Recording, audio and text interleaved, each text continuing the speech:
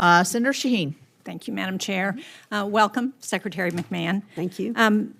In your testimony, you said that your goal is to make education better, fairer, and more accountable. I think that's something that everyone on this committee could agree with. It's one of the reasons I support the TRIO programs.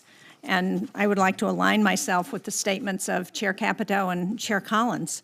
And I can tell you that in New Hampshire, for the 2024 and 2025 school year, we had 1,468 students who were served by Upward Bound, of which 96% graduated from high school and 87% enrolled in college.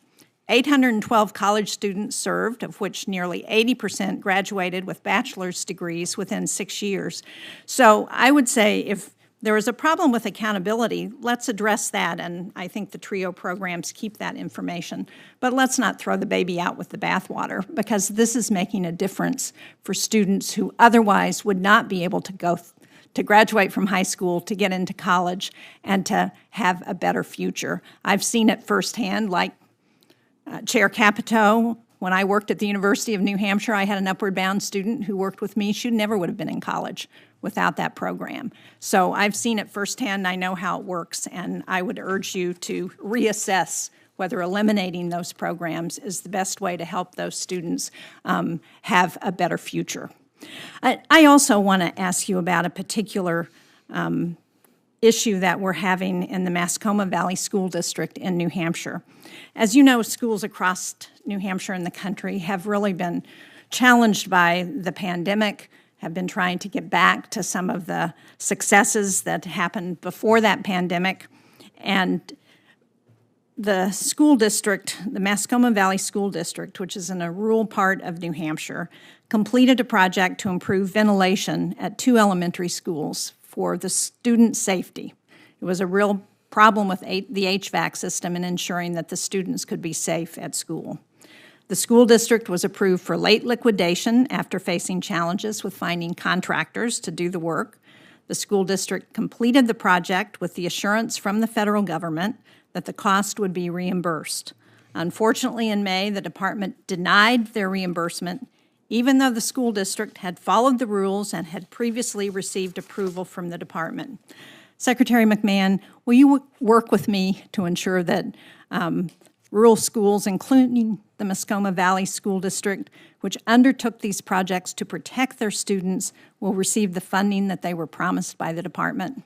Yes, and I'd look forward to getting back to you on that particular issue as well, Senator. Thank you. Well, thank you, Madam Secretary. I know that when you were the administrator at the SBA and we worked closely together, you would have been outraged by that kind of denial when a business had been promised the funding. So I'm sure that you will look into it and hopefully be able to help us.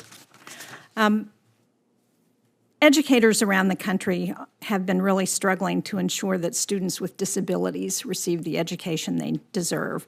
It's been an ongoing challenge since the Congress passed the Individuals with Disabilities Act, when we promised that we would give a lot more money to school districts than we have. It supports schools around the country through national activities such as technical assistance that can help states improve their special education systems. In New Hampshire, with the help of expert guidance from the National Center for Systemic Improvement, which is funded by IDEA, the Department of Education conducted a successful initiative to raise literacy rates for students with disabilities. Unfortunately, the President's budget proposal recommends eliminating this support. And so I'm not clear on why the department would eliminate programs that are working in states and force them to develop their own programs when there's already an effort that's been successful. So can you help me understand that? Well, I'm happy very much for the success in New Hampshire. And I know that there are many of those programs around the country that are successful. We're not cutting any of the IDEA funding. It is staying intact. And so the President really has a commitment to make sure that that funding does get into the states. However, there is more flexibility for the states to handle those programs which they think is better for their state. So if that program would be working in New Hampshire, I don't see why it wouldn't be able to continue the way it's operating. Well, as I understand it, And I'd like to get back to you on that. that would be helpful because as I understand the president's budget would eliminate this successful program that provides help with the National Center for Systemic Improvement. Okay, let me get back to you on that. Thank you. Thank you very much. Senator Mullen.